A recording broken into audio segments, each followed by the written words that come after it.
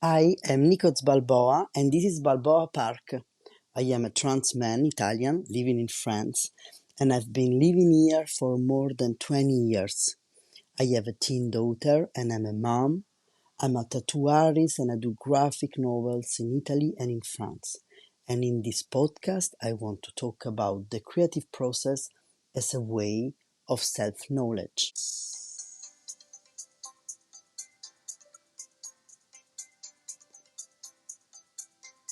Hello, hello, welcome to Balboa Park, episode 19. How are you today? On my side, I am very, very, very overwhelmed and busy because I am so much into paperwork for my Strangeland charity, as I was talking about last time. But I'm preparing a trip to Paris. I'm going to Paris in like 10 days, something like this. I'm going to go do a guest tattoo, and I'm also going there for AIDS. It's a charity that fight against the HIV, the hepatitis, and all the blood and sexual transmissible disease, and they mostly work with population that are exposed to this kind of disease. And so they started with men having sexual relationships with other men, but then during the years their target changed, and they also work with people in prison and also migrants and sex workers, and they also work with the trans community. And there is the place I I welcome, I don't know how to say, the trans people support group.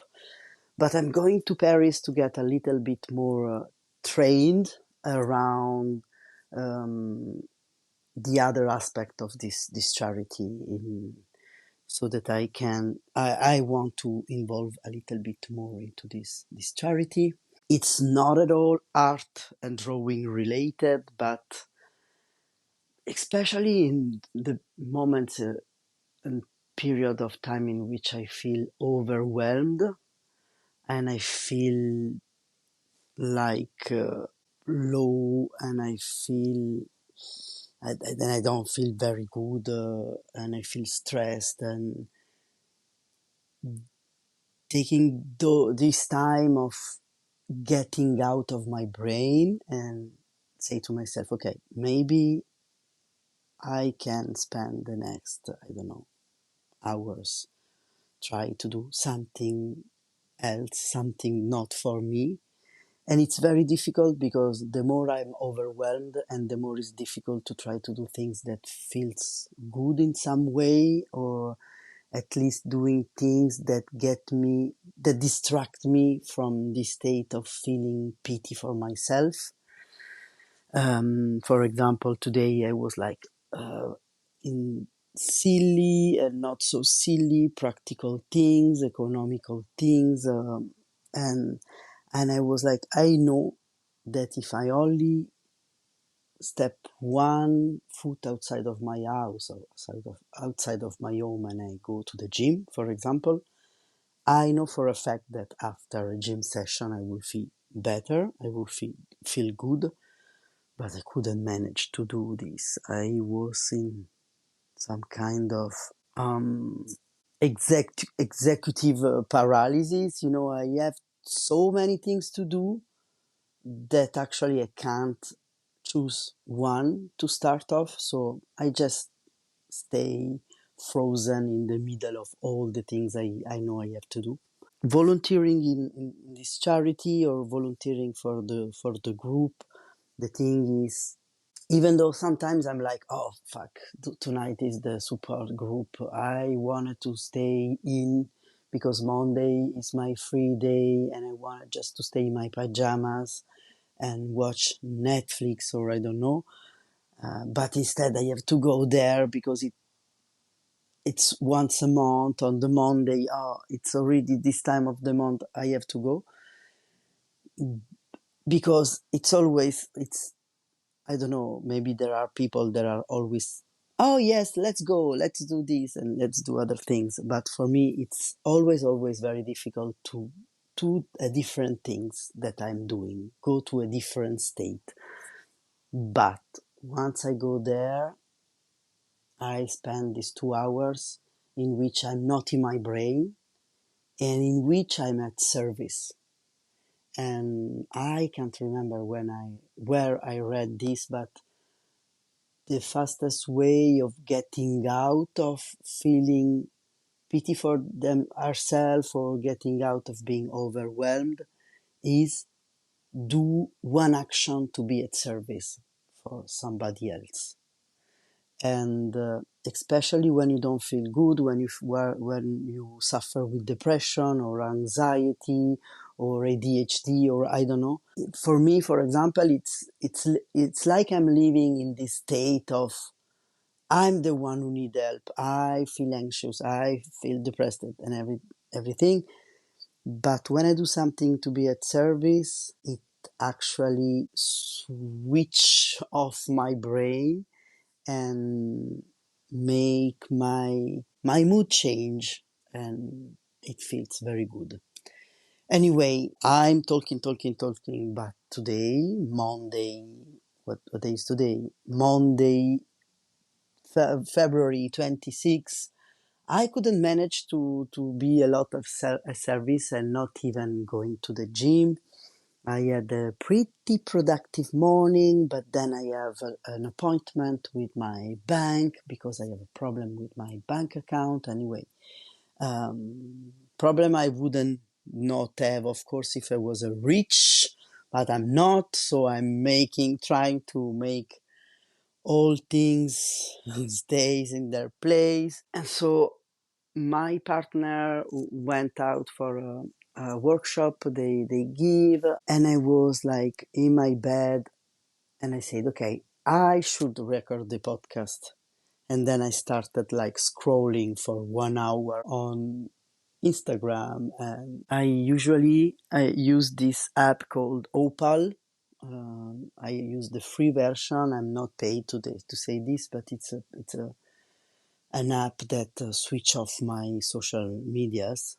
But today, since it's my free day, it's my day off, and I was like, okay, fuck, I'm blocking Opal just for the day. So I spent 1 hour scrolling like silly video, dance video, animal video, anyway. And then I said, okay, no podcast for today. And of course, in the moment I say to myself, no podcast for today, I wanted to go record the podcast. So here I am recording, and I was still in this not very creative week, which is very frustrating, but I kicked myself in the butt and I said, okay, do what you fucking preach. Go back to the graphic journal practice. And so something I found very helpful those days, and that this is what I wanted to share with you, is that so what I do for a living is drawing. The majority is tattooing, and then I have illustration works, and then I have selling my prints. So all this is drawing, and then I have graphic novel, drawing, and then I teach graphic journal. So it's about writing, but mostly drawing. And so for a long time, my way of enjoying my art practice was, and in some way it sort of still is, drawing. But in those days, I feel overwhelmed. I feel that I can't connect with my creativity because in some way I want to stay in this uncomfortable feeling because I want to have pity for myself, or also because maybe it's just like ADHD that Since I'm doing a lot of paperwork for my work and for Strangeland, sometimes I have things that I have to do, like paperwork that doesn't resolve the moment I finished because I have to wait for the bank or the state to send me confirmation and feedbacks, and this can take days. In those moments, while I'm waiting for the feedback, those days, my mind can't relax, and I can't help to stay in this hyper focus of, okay, I did the paperwork, and now I'm waiting for this response, and until the day the response doesn't arrive, I don't have the space to start my creativity moment, my drawing, my painting, those things that I know that make me feel alive and happy and joyful. So these past 2 weeks, I find out that sometimes I feel the pressure of having this graphic journal waiting for me, looking at me and mocking me and telling me, you are not creative, you are not doing any graphic journal pages.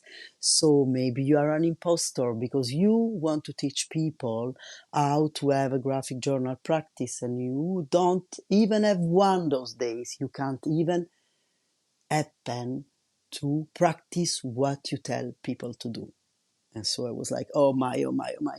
And so the guilt and the fear and the shame, all is mixed up and it's a mess.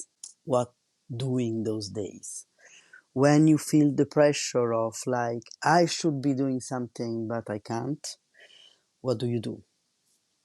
I don't know, what do you do? But what I, what I did was like, I I trick myself. I don't know how to say it in English. I mock myself. I'm not sure about the term, but I trick myself. Maybe this is the term. I trick myself into approaching a moment to my graphic journal, but I don't start my first page in days by a drawing.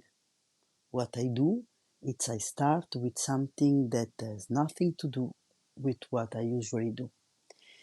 And for some people, maybe can be just start writing, or for people who like to write and have a block in writing, maybe can be start drawing your self-portrait, for example. This is something we do in the graphic journal class.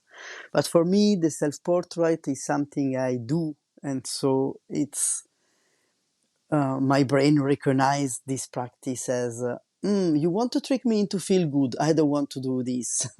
So what I do is I start a collage. Yes, I do a collage. I always keep all sort of cards and things and stuff. And so I have a small drawer in which I put all my papers, all my things. And so I start cutting, and this is like just start uh, flip through the page of magazine, or like also free magazine from the supermarket, or like random things. I start to flip and I start to notice the words and the shapes and the colors that I like, and I start cutting, and maybe I spend half an hour cutting, and it's very, very calming on me. It's a very soothing because there is no creativity. I'm just like fishing for image and works and words. I cut. And then when I feel like, okay, I have enough material, then I pick all these materials and I start gluing on the paper. I don't think before what I want to do. Maybe I have some shapes that while I was cutting them, I saw something like, oh, maybe this can be the centerpiece, or maybe those elements can be a cool frame. But I don't think about it before gluing them, the element. I don't put the element on the page and then I decide where things go and move things around and then start gluing. I just start and I don't care about the result. And this for me, it's very nice because since I can't turn this collage into work. I'm not drawing something just for the pleasure and then I think, oh, maybe this can become a painting or maybe this can become a tattoo flash that I can propose to people and I can sell to people. This is just collage. So I start gluing and then I just play with what I see. And I realized that maybe I already talked about collage. I don't remember, but anyway, I'm doing this maybe in the past 3 weeks or something like this. Every time I want to start my graphic journaling practice and I can't manage to start, I realize that when I do one collage, maybe I take 1 hour. Once I did a collage, I have opened the gate and I feel safe enough and I realize that this moment in which I'm seated, maybe it's like after dinner, and maybe I'm with my family, we are watching a movie, or if you don't have time during the day to take one whole hour, of course, to just make a collage, who has this spare time? 1 hour is a way too much time to in those times. But of course, if you take time to watch a TV show in bed or with your time, I guess that you can try to, while you are watching this, maybe you can start your graphic journaling practice. Anyway, when I finish my collage, I feel safe, I feel okay, I have my barrier, my mind shut the fuck up, and I'm connected with this magical energy, the creative energy that make me feel so good and make me feel supported and make me feel centered and make me feel joyful. And then when I'm in this place, I can also start then drawing. And sometimes I draw more than one page in one night. And even though sometimes the things I draw can be things that you read them and you're like, oh, they are very sad, or you sound depressed or anxious or angry. I don't know, but it doesn't matter what you put on the paper. You can be creating or writing the most sad story, but still being in a place of being so joyful because you are connected to your soul, aka your creative energy. So, this is all for today. Thank you so much for bearing with me in this observing the creative process journey in this podcast. I'm not sure if people other than my partner is listening to it, but never mind. You will be listening wherever it's the moment. The practice of recording it feels good anyway. If you are listening and you actually enjoyed what you just listened, maybe you can consider to give 5 stars on whatever platform you are listening, or maybe you can come and subscribe to my newsletter on Substack, because it's there that my podcast is being made. And so when you subscribe, you receive each new episode in your inbox. And if you want to practice the graphic journal, yeah, you can. What you can do? You can follow my Instagram, and I have an Instagram specific for the graphic journal, which is instagram.com/momskin, MOM, mom, SKINE, momskin. It's like mom and moleskin, the journal. And then you can also come on Patreon, which is patreon.com/graphic journal club. And there is the place where I give classes and we gather on Zoom, and it's very cool. I enjoy this moment very much.